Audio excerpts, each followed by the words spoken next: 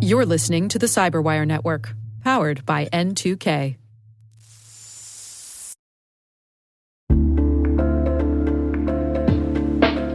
This episode is supported by Black Hat USA. If you follow the research, you know a lot of it breaks on Black Hat stages. Hundreds of peer-reviewed briefings, more than 100 hands-on trainings, and the largest business hall in Black Hat's history.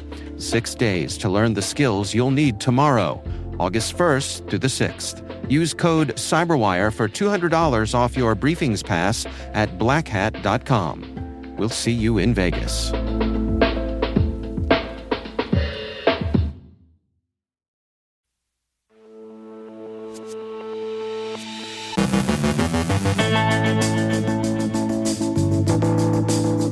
Anthropic says Claude escaped the sandbox 3 times. While a judge questions the Pentagon's blacklist, the EU launches an AI enforcement team, the FTC targets a telehealth firm's tracking pixels, and a WordPress backdoor is stopped just in time. CareCloud discloses a major data breach, a stealthy cryptominer hides in plain sight, AiTM phishing surges against law firms, and Finland severs one more digital link to Russia. Our guest is Yan Shoshitaishvili, Associate Professor at Arizona State University, with a preview of his Black Hat 2026 keynote, Vulnerability Research in the Agentic Age. And AI scammers may deserve a promotion.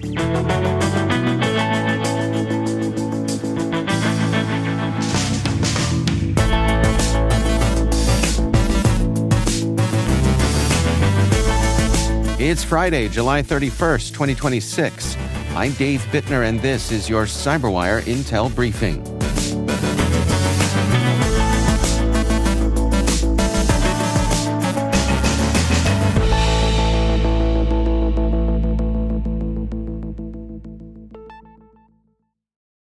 Thanks for joining us here today. Happy Friday. It is great, as always, to have you with us. Anthropic disclosed that a review of its cybersecurity testing uncovered 3 cases in which its Claude AI models unintentionally hacked real-world organizations after escaping what were supposed to be isolated testing environments. The company examined more than 141,000 evaluations following a similar disclosure by OpenAI and found incidents dating back to April. The breaches occurred during Capture the Flag exercises designed to test offensive cybersecurity capabilities. Due to a misunderstanding with evaluation partner Irregular, the environments had internet access despite being presented to the models as offline simulations. Anthropic said older models continued attacking after reaching the open internet, while its latest model recognized the mistake and stopped. The affected organizations were not identified, and neither they nor Anthropic initially detected the intrusions. The company said the models, which lacked normal public safeguards, exploited weak passwords to gain access. Anthropic acknowledged human errors contributed to the incidents and said future AI evaluations involving powerful autonomous systems will require much stronger security controls. Meanwhile, a federal judge expressed strong skepticism over the Pentagon's decision to blacklist Anthropic as a supply chain risk, suggesting the action may conflict with First Amendment protections. During a hearing in Anthropic's lawsuit, Judge Rita Lynn questioned whether the Defense Department had retaliated against the company for its public stance on limiting military use of its AI models, including mass surveillance. Anthropic argues the designation threatens billions in revenue, while the Pentagon says it must make independent national security decisions and trust the AI technologies it deploys. Government attorneys maintained the designation was an internal contracting decision rather than regulatory action, and argued AI presents unique security concerns because new models can introduce unknown capabilities. The judge said she will issue a written ruling. The hearing also clarified that the blacklist does not legally prohibit all Defense Department contractors from using Anthropic's models. The European Union has launched a new enforcement team to oversee compliance with its AI Act, which takes effect Sunday. marking one of the world's most comprehensive efforts to regulate artificial intelligence. The expanded AI office will monitor companies for violations such as AI-generated misinformation, explicit content, cyber threats, and other systemic risks, including threats to critical infrastructure and fundamental rights. AI providers must clearly label AI-generated content through disclosures or digital watermarks. The EU has also introduced whistleblower and compliance tools to support investigations and can impose fines or restrict market access for violators. The initiative follows recent AI safety incidents involving Anthropic and OpenAI and reflects the EU's broader strategy to strengthen oversight while reducing dependence on U.S. and Chinese technology. The Federal Trade Commission has sued telehealth provider Hims & Hers, alleging the company improperly shared customers' sensitive medical and health information with advertising and technology companies, including Meta, Snap, Microsoft, Pinterest, Reddit, and X, while misleading users about its privacy practices.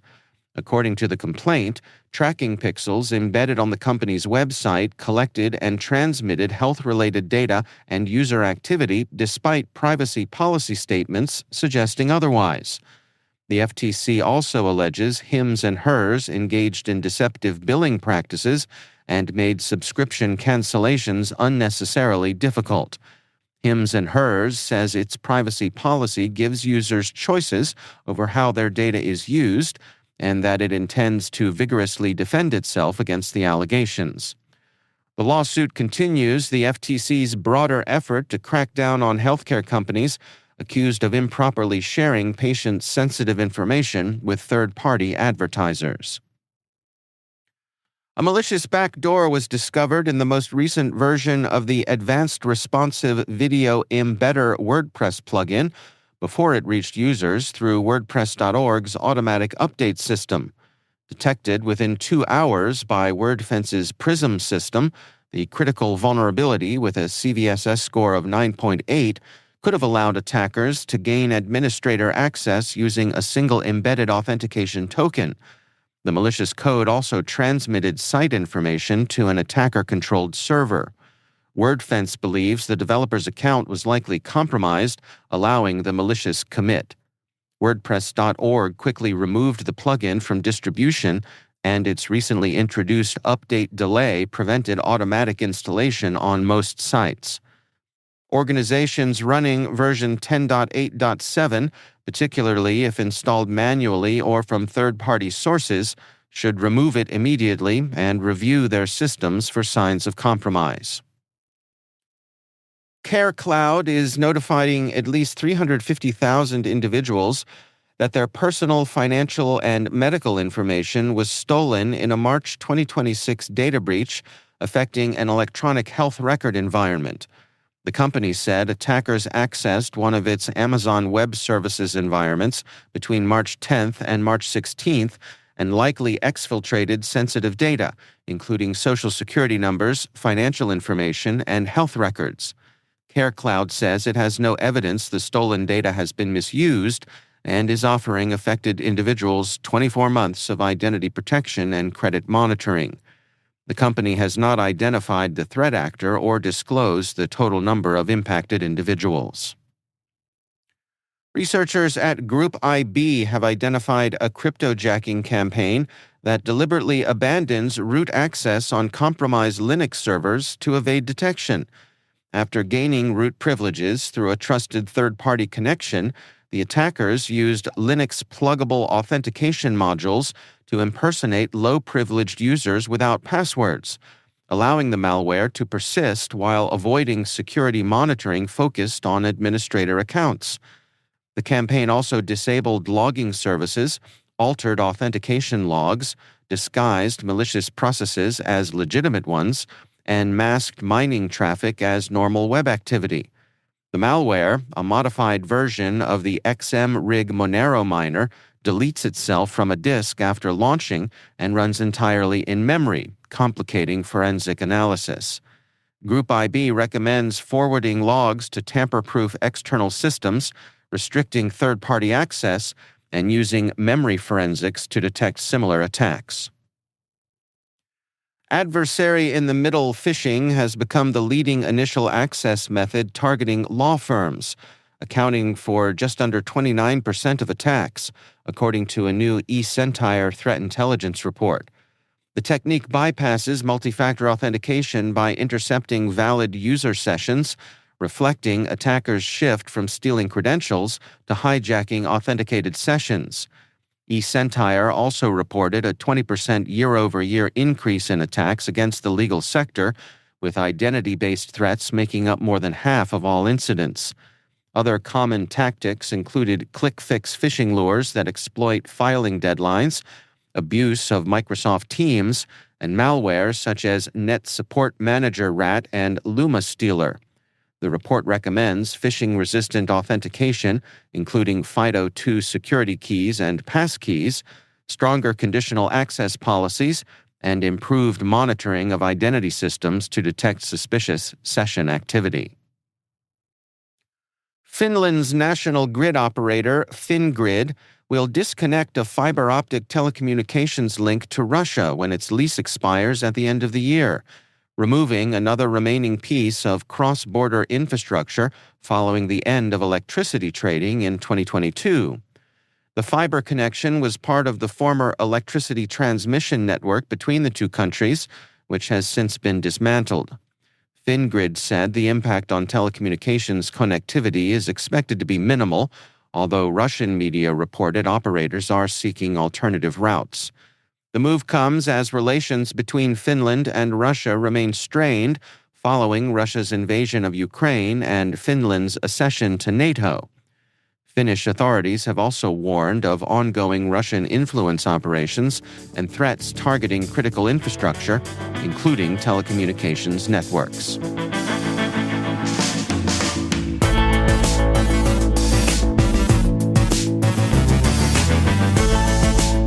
Coming up after the break, my conversation with Yan Shoshitaishvili, associate professor at Arizona State University.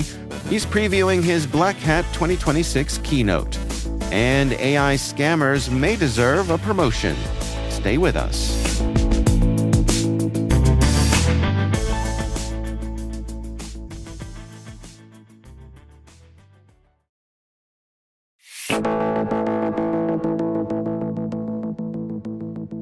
Yan Shoshitaishvili is associate professor at Arizona State University.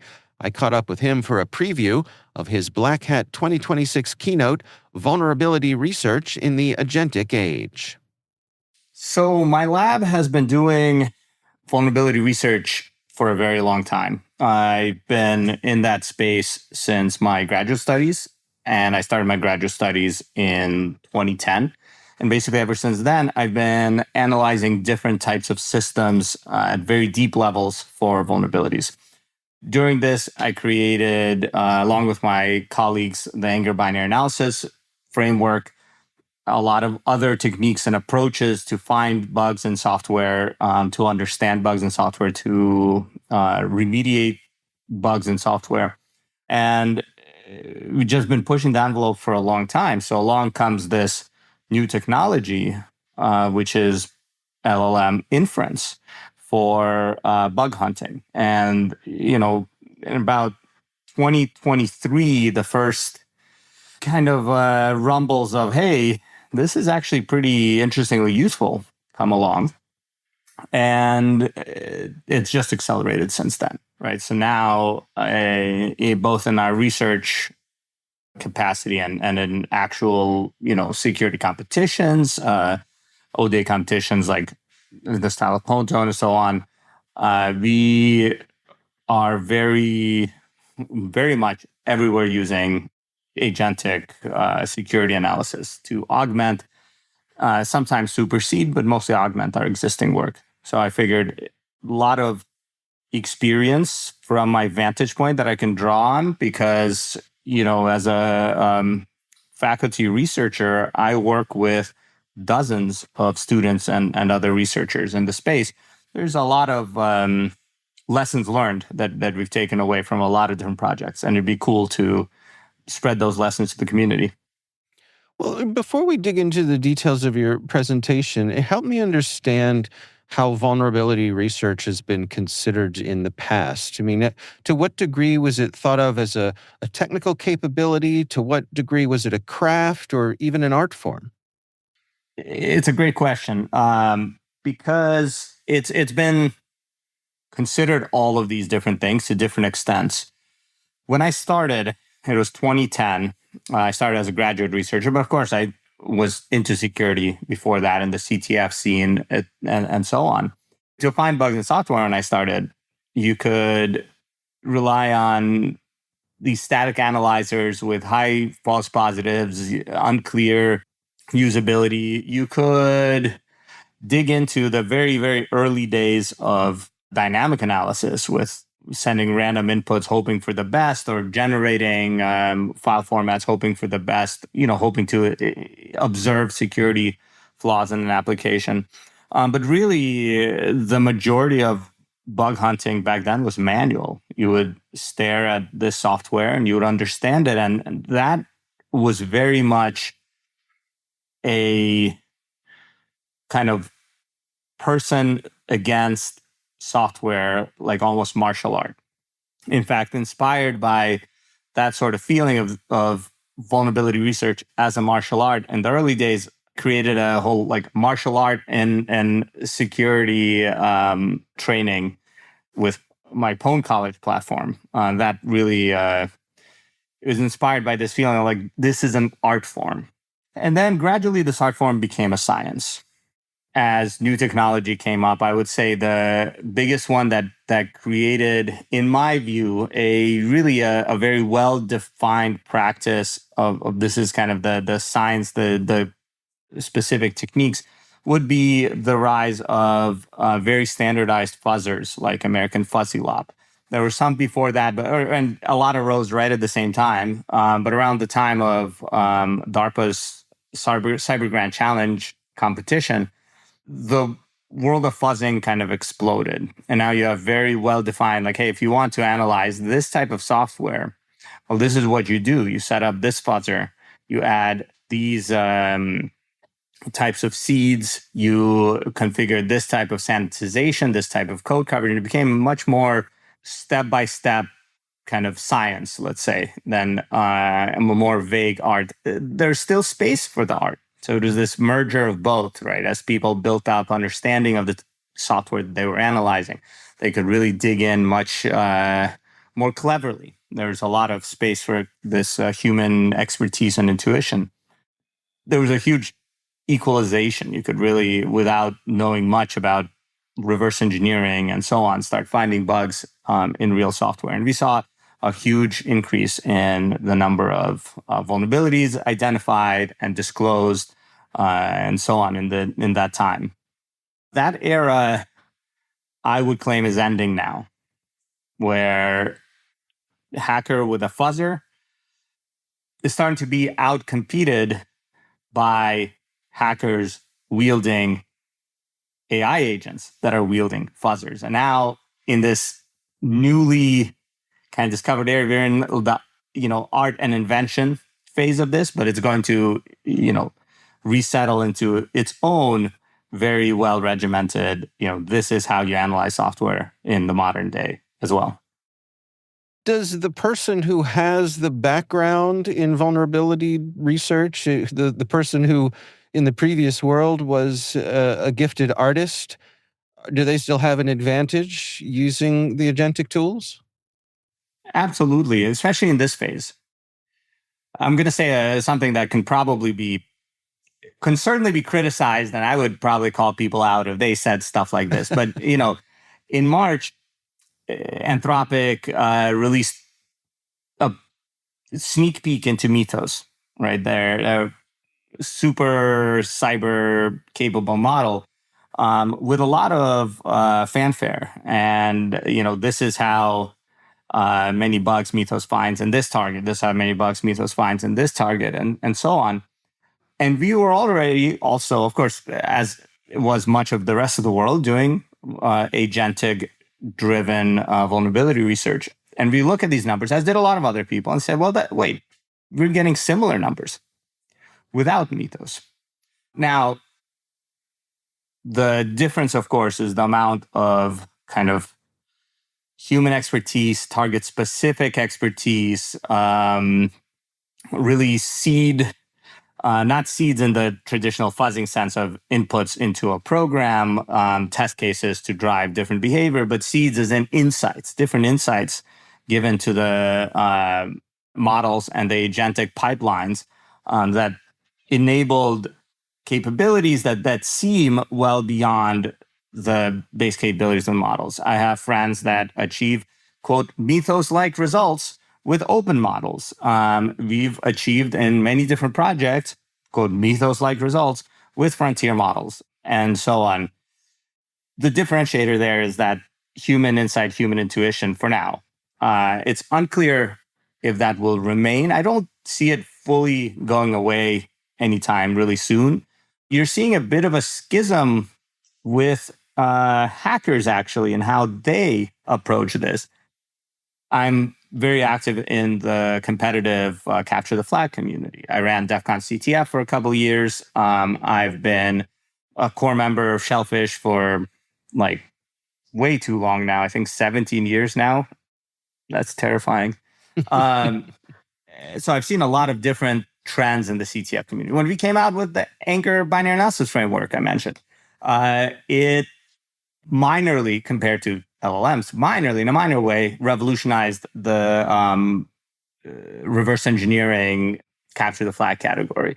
But, and when decompilers came out and got good, they revolutionized the, also reverse engineering and the exploitation category, the binary exploitation category of CTFs, as well as revolutionizing reverse engineering in the real world. In CTF, what I saw, because I have been in CTF for that long, with the rise of decompilers, is there were hackers that refused to adopt them, that really liked looking at assembly instructions instead of pseudocode. And some of the best of them could keep up for a while, but if you didn't adopt the latest tools, you were eventually kind of forced to basically announce your retirement. And we're seeing that right now in the capture the flag community. All of these hackers are retiring because to them, what they really loved about capture the flag, about that sort of applied high stakes security is being kind of eaten away by the agents doing the nitty gritty like that they really loved to do. We're also seeing top CTF teams with the remaining players adapt to the modern paradigm. Because if you look at the scoreboard of the top CTFs of, for example, DEF CON CTF qualifiers, there's a quick competition with bespoke software, so it's not fully representative of the real world, but there's a window to the real world at it. You see the top teams remain the top teams because they really invest in understanding how to have the human value add, how to properly harness the modern technology with agents and security analysis by agents to use their human expertise to improve over the purely agent expertise. And what I see, although less of this happens in the open outside of the CTF community, I see the same thing outside of the CTF community. I see the same thing in our research labs. I see the same thing in our spin-off companies. I see the same space for human ingenuity and insights and expertise to still be very, very, very valuable. There is more to my conversation with Yan, more than we could fit in today's episode, so we'll be running a special edition of our conversation on Sunday. You can look for that in your CyberWire daily feed.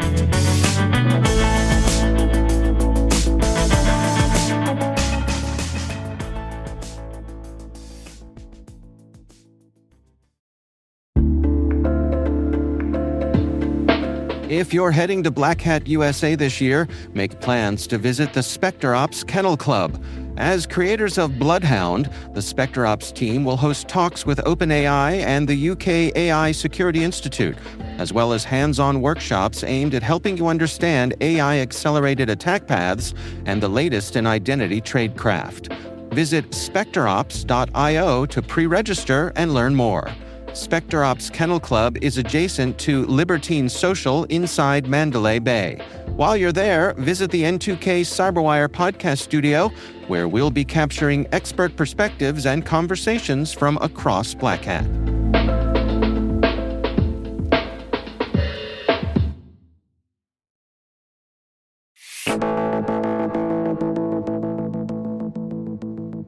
And finally, artificial intelligence may soon be ready for a promotion from scammer's assistant to scammer's coworker. A new study by researchers from 4 universities found that generative AI chatbots outperformed human scammers during the trust-building phase of so-called pig butchering scams, where victims are gradually lured into fraudulent cryptocurrency investments. In a week-long experiment, 46% of participants complied with an AI chatbot's request to download an app, compared with just 18% who followed a similar request from a human. Participants also reported higher levels of trust in the AI and sent most of their messages to the bot.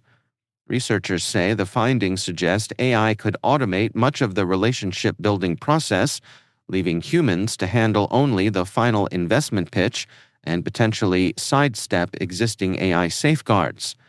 While AI vendors say newer models include stronger anti-fraud protections, researchers warn the industry could shift towards more autonomous scams, making operations harder to detect, even if it means fewer scammers have to make awkward small talk for a living.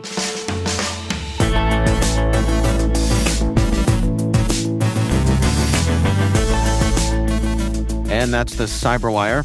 For links to all of today's stories, check out our daily briefing at thecyberwire.com. Be sure to check out this weekend's Research Saturday and my conversation with Marcus Hutchins, principal threat researcher at Expel. We're sharing their research, Not Very Gentlemanly, analyzing a zero-day exploit used by the Gentleman ransomware to disable targets' EDRs. That's Research Saturday. Do check it out. And hello, Maria Varmaz is here. On Sunday's T-Minus Space Cyber Briefing, my interview with Jen Sovada of Clarity about growing supply chain risks as the space industry becomes increasingly globalized. That's Sunday on T-Minus. Don't miss it. We'd love to know what you think of this podcast. Your feedback ensures we deliver the insights that keep you a step ahead in the rapidly changing world of cybersecurity. If you like our show, please share a rating and review in your favorite podcast app. Please also fill out the survey in the show notes or send an email to cyberwire@n2k.com. N2K's lead producer is Liz Stokes. We're mixed by Trey Hester with original music and sound design by Elliot Peltzman. Our contributing host is Maria Vermazis. Our executive producer is Jennifer Iben. Peter Kilpie is our publisher, and I'm Dave Bittner. Thanks for listening. We'll see you back here next week.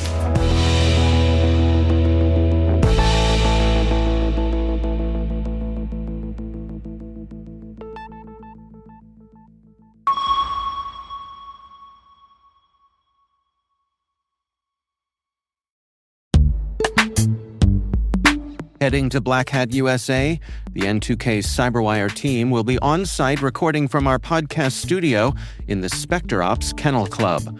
If you're interested in joining us for a conversation or learning more about what we're recording throughout the week, stop by the studio and meet the N2K CyberWire team. SpecterOps' Kennel Club is adjacent to Libertine Social inside Mandalay Bay.